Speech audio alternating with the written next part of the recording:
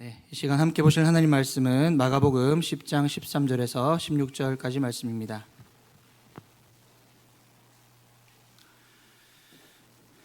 마가복음 10장 13절에서 16절입니다.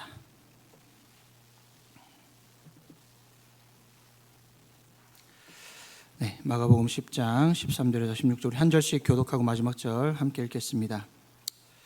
사람들이 예수께서 만져주심을 바라고 어린아이들을 데리고 오매 제자들이 꾸짖거늘 또 이르시되 어린아이들이 내게 오는 것을 용납하고 금하지 말 하나님의 나라가 이런 자의 것이니라. 내가 진실로 너희에게 이르노니 누구든지 하나님의 나라를 어린아이와 같이 받들지 않는 자는 결단코 그곳에 들어가지 못하리라 하시고 그 어린아이들을 안고 그들 위에 안수하시고 축복하시니라. 아멘. 어른을 용서하는 아이라는 제목으로 하나님 말씀 함께 나누고자 합니다. 우리 특별 새벽기도 시간 가운데 함께 특별히 말씀을 나눌 수 있음에 참으로 감사를 드립니다. 오늘 주제와 관련된 먼저 영상을 좀 보고 함께 말씀을 나누려고 하는데요. 두 가지 영상을 준비했습니다. 첫 번째는 예일대 정신과 교수가 이 유퀴즈라는 프로그램에 나와서 인터뷰하는 장면 한 가지와 그리고 몇 해 전에 있었던 정인이 사건과 관련된 그 뉴스의 내용들을 영상으로 먼저 보고 제가 다시 말씀 전하도록 하겠습니다. 3번이나 살릴 기회가 있었는데도 끝내 구하지 못하고 결국 학대받아 숨진 16개월 아기 정인입니다. 어제 SBS 그것이 알고 싶다에서 다룬 정인이 이야기에 많은 이들이 함께 슬퍼하고 분노했습니다. 저희 8시 뉴스도 아동학대 실상을 정확히 알려 경각심을 높이고 또 비슷한 범죄를 막기 위해 피해자 정인이 얼굴을 공개하기로 했습니다. 이현정 기자입니다. 어린이집 교사 품에 힘없이 안겨있는 여자아이. 지난해 10월 13일 양모 장모 씨에게 학대받아 숨진 16개월 아기 정인이의 숨지기 하루 전 모습입니다. 음식 먹길 거부하던 아기는 우유 한 모금 마시곤 힘이 드는지 숨을 헐떡입니다. 종일 한 걸음도 떼지 못하다가 오후 늦게 양부가 찾아오자 그제야 힘겹게 발걸음을 옮깁니다. 정인이의 마지막 모습이었습니다. 사망 직전 찍은 CT와 부검 감정서를 본 전문의들은 정인이가 극도의 고통을 겪었을 거라고 말합니다. 다 배 안에 염증이니까 먹으면 먹을수록 엄청 메스 거예요. 배가 계속 아프고. 지금 장이 터져서 장 안에 있던 공기가 바깥으로 새는 거죠. 공기가 새나가고 이러면 정말 통증 중에서는 최고의 통증입니다. 지난해 5월 정인이의 양쪽 허벅지 안쪽 멍을 의심하고 경찰에 신고했던 어린이집 교사들은 경찰 대응을 지금도 이해할 수 없습니다. 구속 기소된 양모 장 씨는 사망 당일 아침 아이가 밥을 먹지 않아 들어올려 흔들다가 떨어뜨려 의자에 부딪혔다고 주장하고 있습니다. 내다보기에는 우리 딸이 정신적으로 감정 통제 안 되는 폭이 있었던 건데 심리검사를 받아보니까 정인이가 묻힌 양평 공원묘지에는 추모 발길이 이어졌습니다. 미안하다고 썼어요. 지켜주지 못해서. 그리고 계속 이런 일들이 반복이잖아요. 그게 어른으로서 너무 미안해서. 영상을 두 가지 보셨는데요. 여러분 무엇을 느끼셨나요? 너무 가슴 아픈 이야기였습니다. 저도 이제 아이가 있는 부모로서 이 참담한 마음을 감출 수가 없고 책임감을 가지게 됩니다. 사랑하는 성도 여러분, 이 두 가지 영상을 보시면서 혹시 공통점을 발견하셨습니까? 그것은 바로 아이들의 순수한 마음입니다. 자신을 그렇게 때렸던 삼촌이 다칠까봐 제압하지 않고 칼에 찔린 소년이 있었습니다. 자신을 그렇게 학대하던 양부가 어린이집에 자신을 데리러 왔더니 하루 종일 움직이지 않던 발을 터벅이면서 양부에게 안겼던 정인이의 모습을 우리는 보았습니다. 내 아이가 아니라고 해서 나와는 상관이 없는 일이라고 해서 가만히 두고 볼 일은 아닌 것 같습니다. 얼마나 많은 아이들이 지금도 학대를 당하고 동일한 일들이 계속해서 벌어지는 것은 모두 어른들의 책임이며 우리의 책임이기도 합니다. 왜 이런 일들이 일어날까요? 생각해 보면 아이들은 절대적인 약자이기 때문에 그렇습니다. 저도 어느새 28개월 된 제 아이를 보면서 아무것도 할 수 없는 그저 연약하기 그지없는 아이의 모습을 보게 됩니다. 물론 키우다 보면 금방 자란다고들 말씀들 해주십니다. 어느 정도 시간이 흐르고 자신의 생각을 이야기할 수 있고 자신을 방어할 수 있으려면 꽤 오랜 시간이 필요합니다. 그때까지 아이들은 너무나 많은 위험에 노출이 되어 있죠. 철저하게 보호받고 사랑받아야 할 대상이 바로 우리 아이들입니다. 자, 그런데 오늘 본문에 보면 사람들이 예수님께 만져주심을 바라고 어린아이들을 데려옵니다. 제자들이 그때 꾸짖었다고 표현을 하고 있죠. 여기서 어린아이들은 태어난 지 얼마 되지 않은 아이로부터 12세까지의 아이들을 말합니다. 유대사회의 일반적인 생각으로 전혀 중요하지 않은 사람들, 사회적 약자들이었죠. 특히 당시 아이들은 조기 사망률이 높았습니다. 그래서 부모들이 예수님께 축복을 받아 이른 죽음을 면하고자 했던 것 같습니다. 또한 당시 유대관습의 대속죄일 저녁에 아이들을 장로들에게 데려와서 축복 기도를 받게 하고는 했습니다. 그런데 사람들이 데려온 아이들을 제자들이 막아선 이유는 분명하게 말하고 있지는 않습니다. 다만 추측할 수 있는 것은 여러분 앞쪽으로 조금만 가보시면 9장 33절에서 37절에 제자들이 누가 크냐 하고 서로 싸우는 장면이 나옵니다. 이 부분에서 제자들은 세상적 가치관으로 누가 더 큰지에 대해 다툰 적이 있죠. 그때 예수님께서는 어린아이를 하나 세워 하나님 나라의 가치관을 설명하신 적이 있습니다. 책으로 여러분들 한번 보시면요. 9장 36절에서 37절의 내용이죠. 어린아이 하나를 데려다가 그들 가운데 세우시고 안으시며 제자들에게 이르시되 누구든지 내 이름으로 이런 어린아이 하나를 영접하면 곧 나를 영접함이요 누구든지 나를 영접하면 나를 영접함이 아니요 나를 보내신 이를 영접함이니라 라고 이렇게 설명해 주셨죠. 제자들이 이 가르침을 받은 후에도 어린아이를 데려온 사람들을 막은 것은 여전히 하나님 나라의 가치관을 제대로 깨닫지 못했음을 잘 보여주고 있습니다. 예수님은 오늘 본문에 앞선 그 10장 1절에서부터 보면 이혼에 대한 가르침을 주시는데요. 이것을 통해 사회적 약자인 여성들을 보호하셨던 것처럼 오늘 함께 읽은 본문에서도 당시 생각과 가치관을 모두 뒤집어 버리십니다. 예수님은 당시 사회에서 심지어 자신의 제자들로부터도 무시당하던 아이들을 소중하게 받아들이셨죠. 이러한 사람들이 소중한 이유는 바로 하나님의 나라가 이런 사람에게 속한 것이기 때문입니다. 하나님의 나라는 무시당하고 거절당한 사람들, 병든 자, 소외된 자, 이방인, 여성들, 그리고 어린아이들, 그런 거절당한 사람들이 인정받고 소중하게 여겨지는 나라가 바로 하나님의 나라입니다. 예수님이 가져오신 하나님의 나라는 당시 시대의 생각과 가치관으로는 도무지 이해할 수 없는 나라였습니다. 그 나라는 샬롬의 나라이고 그 샬롬은 사람들 사이에서 평등이라는 가치로 드러났습니다. 죄악된 세상적인 가치관에 길들여진 자들이 이런 하나님의 나라의 가치관을 배우는 것은 결코 쉬운 일이 아니었겠죠. 사랑하는 성도 여러분, 그 무엇보다 소중한 우리가 반드시 취해야 할 그 하나님의 나라를 여러분 포기하시겠습니까? 그럴 생각 없으시겠죠? 아마도 아이들이 예수님께로 나오는 것을 막아섰던 제자들의 마음속에는 이런 마음도 있었을 것입니다.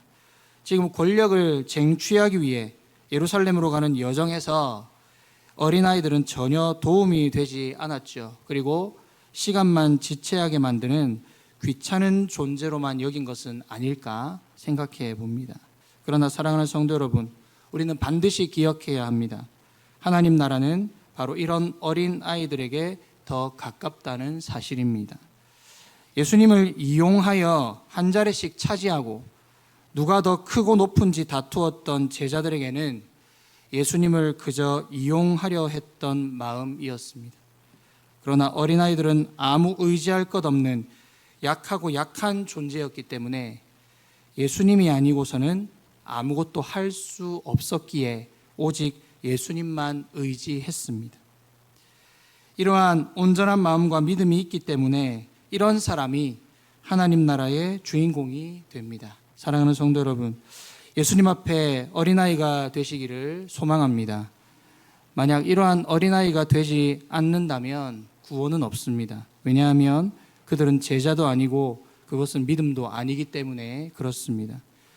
예수님을 사용하는 자가 아니라 예수님을 사랑하는 참된 제자 되시기를 주님의 이름으로 축복합니다. 이 시점에서 우리에게 유익을 주고 흥미롭게 하는 것은 그 병행 본문을 함께 살피는 일입니다. 이 공관복음, 마태마가, 누가복음이 참 재밌는 것은 구조와 관점에 따라서 같은 사건을 어떤 시각으로 보느냐, 그것을 우리가 살필 때에 본문을 이해하는 데 더 도움이 많이 될 것입니다. 이 어린아이를 축복하신 내용은 마태마가, 누가복음 모두에 나오는데요. 마태는 비교적 짧고 단순하게 기록하고 마가와 누가는 거의 비슷하지만 몇 가지 단어의 차이를 보이고 있습니다. 더 나아가서 앞뒤 전후 문맥의 차이를 보이는데요. 이것이 바로 우리에게 유익함과 흥미로움을 동시에 주는 부분입니다. 먼저 누가복음의 본문으로 한번 가보겠습니다. 자막을 보시면 누가복음 18장 15절에서 17절입니다. 사람들이 예수께서 만져주심을 바라고 자기 어린 아기를 데리고 오매 제자들이 보고 꾸짖거늘 예수께서 그 어린아이들을 불러 가까이 하시고 이르시되 어린아이들이 내게 오는 것을 용납하고 금하지 말라. 하나님의 나라가 이런 자의 것이니라. 내가 진실로 너희에게 이르노니 누구든지 하나님의 나라를 어린아이와 같이 받아들이지 않는 자는 결단코 거기 들어가지 못하리라 하시니라 라고 기록이 되어 있죠. 여기서 주목할 것은 15절에 동일한 말이 나옵니다. 제자들이 아이들을 보고 꾸짖었다라고 되어 있죠. 사람들이 자신의 아이를 데리고 나오는 것을 보고 제자들이 꾸짖었습니다. 마가복음에서도 오늘 읽은 본문에서도 동일한 표현이 나오죠. 이 꾸짖는다라고 하는 것은 매우 강한 어조의 책망입니다. 사실 예수님께서는 누구에게나 다가가셨고 특히 약자들과 소외된 자들을 더욱 자주 찾아가셨지요. 그리고 누구에게나 예수님께로 나올 수 있도록 하셨습니다. 그런데 제자들은 웬일인지 근거 없는 자신감과 근거 없는 사명감으로 나름의 질서를 유지하기 위해서 어린아이들이 예수님께로 나오지 못하도록, 즉 유대 사회적 가치관을 가지고 어린아이들을 하찮게 생각했다는 것을 잘 보여줍니다. 신체적, 정신적, 사회적으로 어린아이는 가장 낮은 위치의 사람을 상징합니다. 그런데 예수님께서는 어린아이들을 가까이 불러서 어린아이들이 자신에게 오는 것을 용납하시고 금하지 말라고 말씀하셨습니다. 제자들의 반응에 주님께서는 마가복음 오늘 본문의 14절에 보시면 노하시지요. 노하십니다. 누가복음의 가르침도 마찬가지입니다. 하나님의 나라는 어린아이와 같은 사람들의 것입니다. 어린아이의 특징은 낮은 위치와 의존성입니다. 하나님 나라 역시 낮아짐으로 하나님의 구원에 온전히 의존함으로 얻는 나라가 바로 하나님의 나라입니다. 앞서 마가복음에서는 제자들이 왜 어린아이들을 막아섰는지 추측할 수 있었던 것은 앞서 나왔던 누가 크냐 하며 다투었던 제자들에게 어린아이 하나를 불러 세우시면서 하나님 나라의 가치에 대해 가르쳐 주셨죠. 그런데 누가복음에서는 바로 앞단락에 보면 우리가 잘 아는 18장 9절에서부터 보면 바리새인과 세리의 비유가 나옵니다. 바리새인이 기도하는 모습, 세리가 기도하는 모습. 바리새인은 자신이 드렸던 모든 것들을 다 자랑하며 그런 기도했던 모습이죠. 그리고 세리는 자기의 가슴을 치며 하늘을 보지도 못하고 울며 회개하며 기도하는 내용이 나와 있지요. 마치 세리처럼 오직 하나님의 긍휼에 의지하는 태도가 어린 아이만이 가질 수 있는 고유의 속성입니다. 그래서 예수님은 누구든지 어린아이처럼 하나님 나라를 받아들이지 않으면 그 나라에 결코 들어갈 수 없다고 경고하시죠. 하나님 나라는 하나님의 소유이기 때문에 상속을 받는 사람은 자신의 능력이나 소유나 지위가 아니라 거저받는 은혜의 선물이라는 것을 여러분 꼭 기억하시기를 바랍니다. 그러므로 자신에게 내세울 것이 없음을 인정하고 하나님의 뜻에 반응하는 사람이 하나님 나라에 들어갈 수 있다는 것을 기억하시며 살아가시는 우리 모든 성도님들 다 되시기를 주님의 이름으로 축복합니다. 우리가 해야 할 일은 가타부타 이 말 저 말 할 것이 아니라 하나님 앞에서 반응하고 순종하는 것뿐입니다. 또 하나 흥미롭고 놀라운 사실은 이 마가복음과 누가복음에 나오는 소제목과 같이 오늘 본문이 어린아이들을 축복하시고 어린아이들을 금하지 말라는 것도 되겠지만 우리가 기억할 것은 이것이 바로 제자도를 가르치시는 예수님이라는 소제목도 된다는 사실입니다. 왜 그럴까요? 마가복음과 누가복음에 오늘 본문 이후에 나오는 이야기에 주목하면 좋겠습니다. 오늘 본문은 하나님 나라에 합당한 자에 대한 주제를 가지고 있죠. 그리고 이후에 등장하는 인물이 누가복음에서는 부자 관리고요. 마가복음에서는 재물이 많은 사람입니다. 그러니까 이 어린아이 본문이 나오고 난 다음에 마가복음과 누가복음에 동일하게 이 부자 관리, 재물이 많은 사람에 대한 이야기가 나온다는 사실이죠. 하나님 나라와 부자, 하나님 나라와 제자에 대한 분명한 대조를 보여주고 있습니다. 어린아이에 비할 것 없는 모두에게 인정받고 부러움의 대상이 되는 부자, 특히 유대인들의 인식 속에는 물질의 복은 분명 하나님께서 복 주신 사람의 증표이고 증거가 됩니다. 그래서 제자들도 의아해하며 질문을 하는 것이죠. 자신들의 가치관과 생각 속에는 저 부자는 분명 구원받은 사람인데 예수님께서는 반대로 말씀하시니 이상하게 여겨졌을 것입니다. 부자 관리가 예수님께 묻죠. 선생님, 내가 무엇을 하여야 영생을 얻으리이까? 영생에 대한 갈증도 있었지만 사실 이 사람에게는 재물에 대한 갈증도 있었습니다. 율법의 모든 계명을 잘 지켰다고 자신 있게 이야기했죠. 그러나 그 율법의 완성이 되시는 예수님의 명령은 지킬 수 없었다는 것이 참으로 아이러니합니다. 재물을 복으로 여기는 율법만 알았지 그 재물과 재산과 목숨까지 버려야 영생을 얻을 수 있다는 참된 진리는 깨닫지 못했던 것이죠. 이것이 예수님의 십자가의 신비입니다. 낙타가 바늘귀를 통과할 수 없듯이 부자가 부자인 채로는 하나님 나라에 들어갈 수 없습니다. 자기 것은 하나도 없다고 생각하고 하나님 나라를 위해 어떻게 사용할지를 묻고 고민하고 실천하는 부자만이 하나님 나라에 들어갈 수 있지요. 그러므로 하나님 나라는 돈 없고 힘 없고 지식이 없어도 오직 예수 그리스도만 의지하는 사람들로 이루어져 나아감을 믿고 끝까지 승리하는 저와 여러분의 복된 삶이 되기를 주님의 이름으로 축복합니다. 말씀을 맺고자 합니다. 어른을 용서하는 아이, 자신을 때리고 학대하는 어른을 끝내 아이들은 용서했습니다.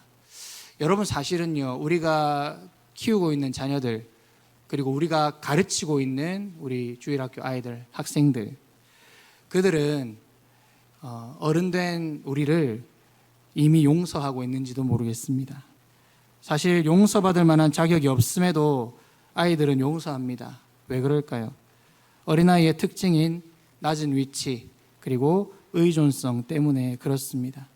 그리고 무엇보다 아이들의 순수한 마음 때문에 그렇습니다. 자신이 오히려 연약하여서 피해를 당하고 어려운 순간이 온다 할지라도 예수님을 의지하고 또 나를 가르치는, 나를 길러주는 부모를 의지하는 그 마음, 순수한 마음 때문이겠죠. 사랑하는 성도 여러분, 정말로 가슴에 손을 얹고 한번 생각해 보시기 바랍니다. 우리에게 이러한 순수한 마음, 낮은 마음, 그리고 하나님 아니면 안 되는 오직 예수 그리스도만을 바라보는 온전한 눈과 마음과 생각이 있으십니까? 어른을 용서하는 아이의 마음은 어떤 마음일까요? 예수님의 고난과 십자가가 겹쳐 보입니다. 자신을 조롱하고 때리고 비웃고 결국 십자가에 못 박아 죽는 그 순간까지도 예수님은 잠잠히 침묵하시며 자신들이 하는 일을 모르니 그들을 용서해달라고 기도하셨습니다. 예수님을 그리스도로 믿는 저와 여러분, 그리스도인들은 이러한 인격과 마음, 자세와 태도를 가져야 함을 믿습니다. 예수님께서 오늘 본문을 통해 분명하게 말씀하시죠. 어린아이와 같이 아니하면 결코 하나님 나라에 들어갈 수 없다라고 말씀하십니다. 사랑하는 성도 여러분, 어린아이와 같이 낮은 위치에서 오직 하나님만 의지하고 예수 그리스도를 향한 순수한 마음을 회복하심으로 예수님을 사용하는 자가 아니라 예수님을 사랑하는 참된 제자의 삶을 살아가는 저와 여러분의 복된 삶이 되기를 주님의 이름으로 축복합니다.